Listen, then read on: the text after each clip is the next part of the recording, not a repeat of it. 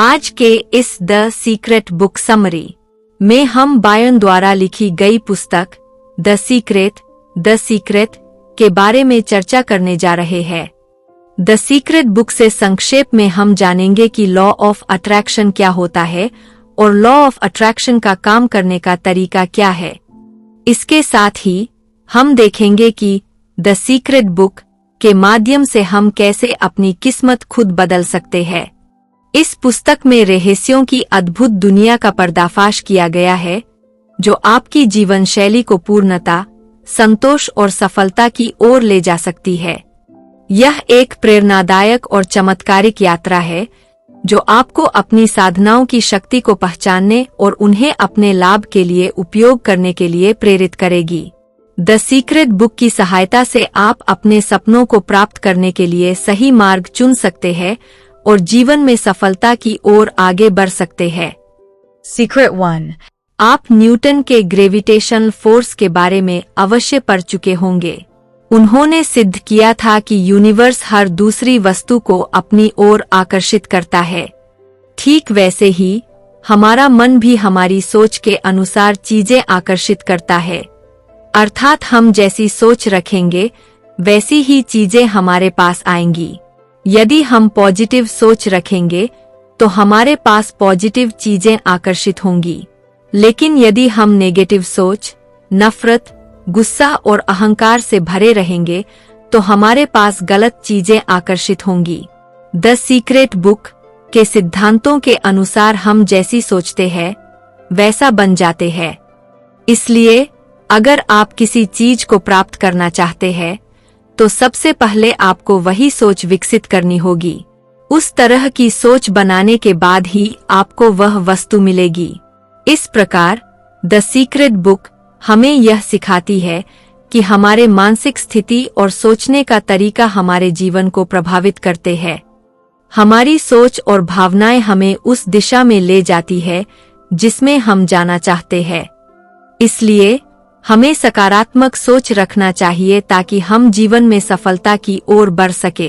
The secret book हमें यह बताती है कि हमारी सोच हमारे जीवन के निर्माण में महत्वपूर्ण भूमिका निभाती है और जैसी सोच वैसा हमारा जीवन। सीक्रेट 2। द सीक्रेट बुक में रोंडा बर्न ने बताया है, एक समय था जब मैं अपने जीवन में काफी परेशान थी।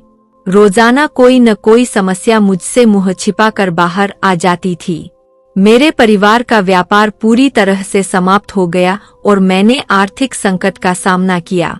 इस दौरान मैंने the science of getting rich नामक पुस्तक को पढ़ा।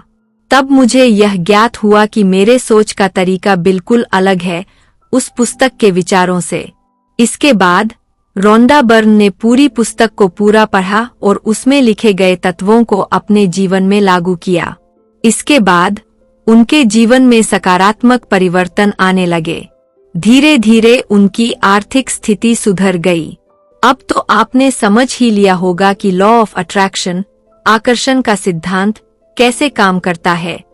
यदि हम इसे सरल शब्दों में परिभाषित करें तो यह होगा कि यदि हम सुख और संपत्ति के बारे में अधिक सोचते हैं तो वह चीजें स्वतः ही हमारी ओर आकर्षित होती है, और यदि हम नकारात्मक सोच रखते हैं तो स्वतः ही नकारात्मक चीजें हमारी ओर आती है। सीक्रेट 3। लेखक रोंडा बर्न की पुस्तक द सीक्रेट के अनुसार लॉ ऑफ अट्रैक्शन, आकर्षण का नियम शब्दों को नहीं पहचानता। यदि आप हर समय यह सोचते हैं कि मैं परीक्षा में फेल नहीं होना चाहता, शराब नहीं पीना चाहता, कर्ज के बोझ के तले दबना नहीं चाहता, तो ऐसे में आकर्षण के नियम, लॉ ऑफ अट्रैक्शन को नहीं का मतलब क्या होता है समझने में असमर्थ हो जाते हैं। और इस प्रकार आपका अनुभव हो सकता है कि आप वास्तव में उन समस्याओं में फेल हो जाते हैं। इसलिए आपको कभी भी यह सोचना नहीं चाहिए कि यह चीजें आपके पास कभी नहीं होनी चाहिए, बल्कि आपको यह सोचना चाहिए कि आपको क्या चाहिए। आपको यह सोचना होनी चाहिए कि आपको गंदी आदतों को छोड़ देना है, ना कि ये मुझे गंदी आदत नहीं सीखना है। द सीक्रेट पुस्तक आपको यह बात सिखाती है कि आपके विचार और आकर्षण के नियम आपके जीवन को कैसे प्रभावित करते हैं।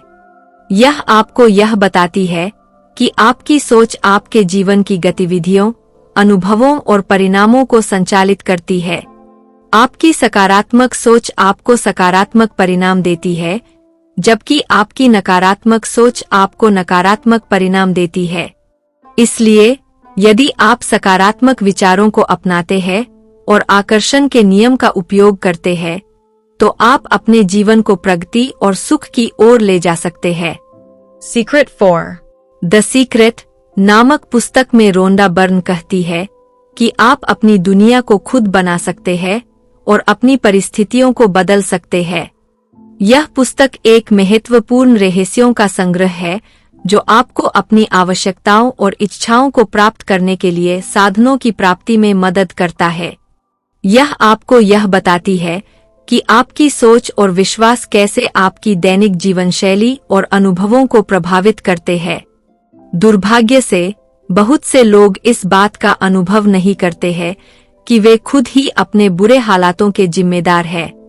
यह पुस्तक हमें यह बताती है कि हम अपनी ताकत से अपनी दुनिया को खुद बना सकते हैं और अपने हालातों को सुधार सकते हैं।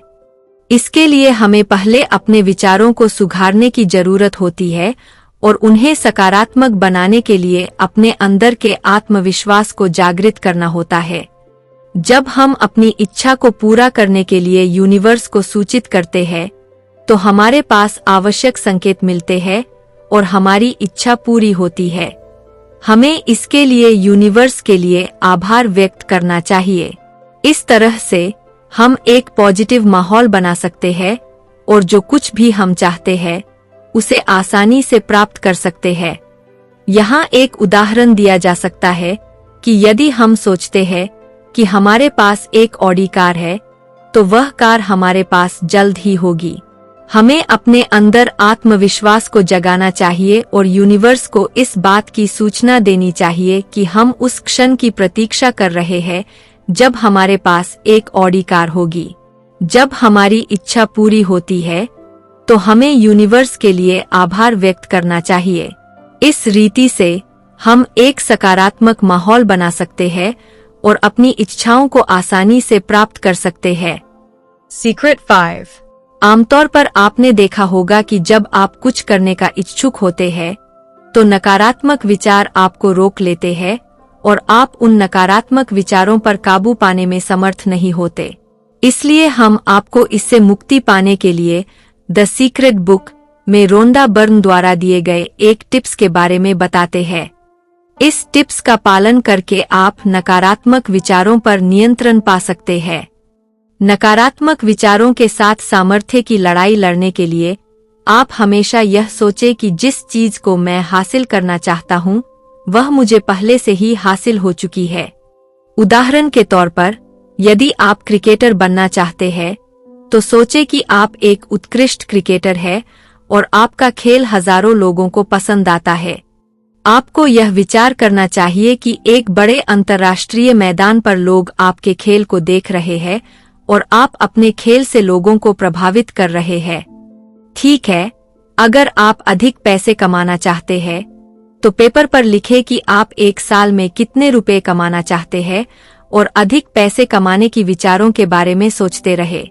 साथ ही उचित दिशा में सकारात्मक एक्शन ले ताकि लक्ष्य को प्राप्त करने के लिए सही मार्ग पर चले। Secret 6. कुछ लोग ऐसे होते हैं, जब हम उन्हें तेल में तले हुए फ्राइड फूड खाने के लिए देते हैं, तो वे खाने से पहले ही सोचने लगते हैं कि यदि मैं इसे खा लूंगा तो मोटा हो जाऊंगा। यह मेरे स्वास्थ्य के लिए ठीक नहीं है।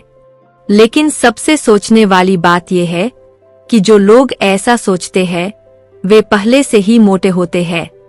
यह इसलिए कि उनके मन में हमेशा यह ध्यान रहता है कि मैं मोटा नहीं होना चाहता। ऐसे में द सीक्रेट बुक के अनुसार आकर्षण का सिद्धांत, लॉ ऑफ अट्रैक्शन, वास्तव में उन्हें मोटा बना देता है। इसलिए हमें अपने मन को यह संकेत देना होगा कि हम स्वस्थ हैं, हमें कोई रोग नहीं है। क्योंकि यदि आप सोचेंगे कि मुझे बुखार है, तो आपका मन उस बीमारी को पैदा करने में लग जाता है। Secret 7. दोस्तों, हमें यह समझना चाहिए कि यूनिवर्स एक एनर्जी है और हम इस यूनिवर्स का एक छोटा सा हिस्सा है। द सीक्रेट बुक के अनुसार यदि हम यहाँ किसी का विरोध करते हैं तो इसका मतलब होता है कि हम यहाँ के तालमेल में विघटन फैला रहे हैं। यह सिर्फ हमारे ही नहीं बल्कि हमसे जुड़े लोगों को भी नुकसान पहुंचाता है।